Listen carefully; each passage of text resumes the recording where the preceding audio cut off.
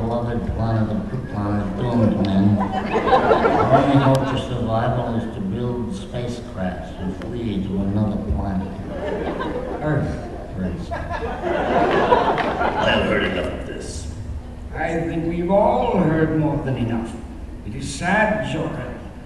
You were once one of our most respected scientists, and now you come before us with this madness.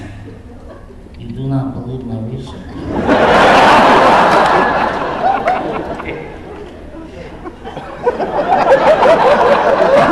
I'm sorry. Not a word of it.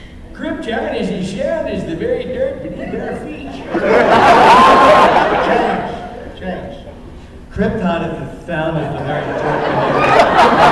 Like Bruno Maury feet, I might add. Picked him up on Rodeo. If you will just look again at my charts and test results. You have had your time, Chreyl. We have other more pressing matters to address. Good day. More pressing than total destruction of our planet. Your time to address us is up, Johnny.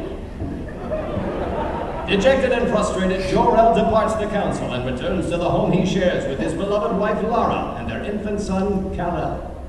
From your expression, I take it they do not heed your warning. I expected skepticism, but I did not expect to be practically left from the hall. Change. The council will come to understand your... Oh, okay. I expected skepticism, but I did not expect to be practically left from the hall. The council will come to understand you are right. They must, for the good of all. I think of that every time I look at our son, Cameron. I only pray there is time. Almost as if in defiance, the entire world of Krypton begins to shake. What is it, Jor-El? It is the beginning of the end, I fear. The tremors will only get worse. Is there nothing we can do? Change. If I only had time to build this model rocket.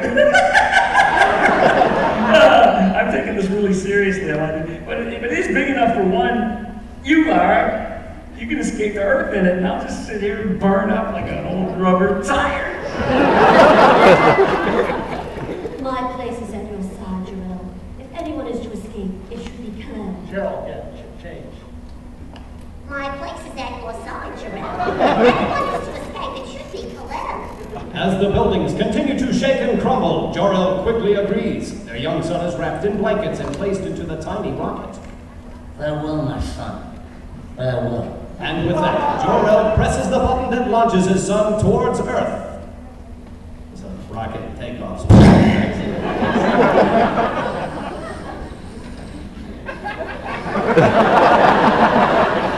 It's the tiny rocket.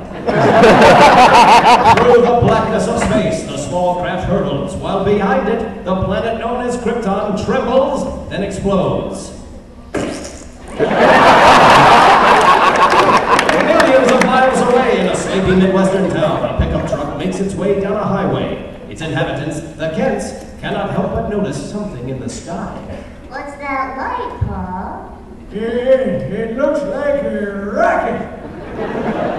The tiny rocket crash lands in a ditch. The local couple stops their truck, rushes over to see, and cannot believe their eyes. Oh, I can't believe my eyes, Pa. Crawling out of the rocket, it's a baby.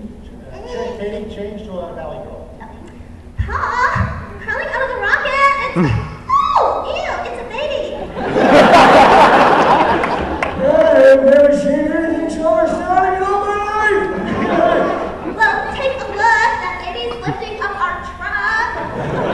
The Kents raise the child as their own, naming him Clark and guiding him to adulthood. But the world would soon know him by another name, Steve. Years later, in the city of Metropolis, in the office of its leading newspaper, the Daily Planet. Miss Carter, where's that new reporter? That's J. Jonah James. Wrong comic book universe. Yet he was here a moment ago, Mr. White. Anything I can handle, Mr. White, sir? This story calls for a reporter, Olson. Not a copy boy who can't even fetch my lunch without spilling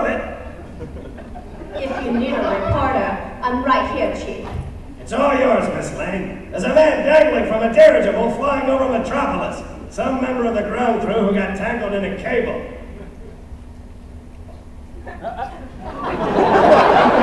I heard you were looking for me, Mr. White. Kent, you want to have a career at this paper? You need to be around when I need you.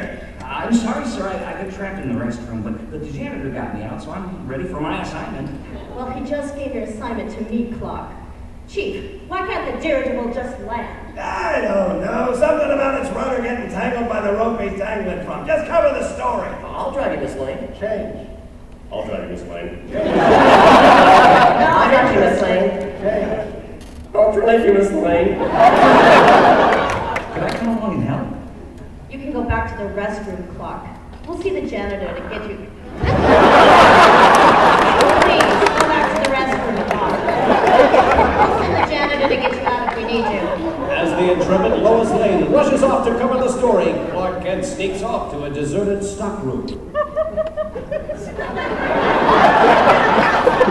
This looks like a job for Superman. Up, and away! Tossing aside his reporter disguise, the man in steel launches him across the skyline of Metropolis, heading for where a man dangles in terror from the dirigible. Do we know what a dirigible is yet? Help! It's this big inflated thing I'm hanging from! Somebody please help me! There he is, Miss Lane! Up there! Oh, that poor man. I don't see how anyone can possibly help him. He's doomed. Wait! Who or what is that? The figure of Superman streaks to the rescue. Don't worry, sir. I'll save you. Change. Don't worry, sir. I'll save you.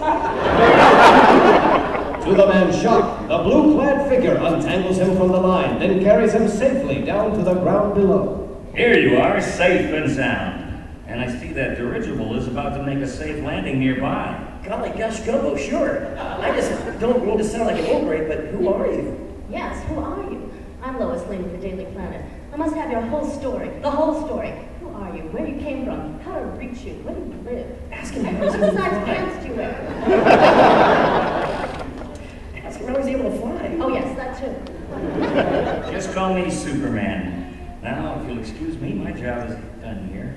Up, and away!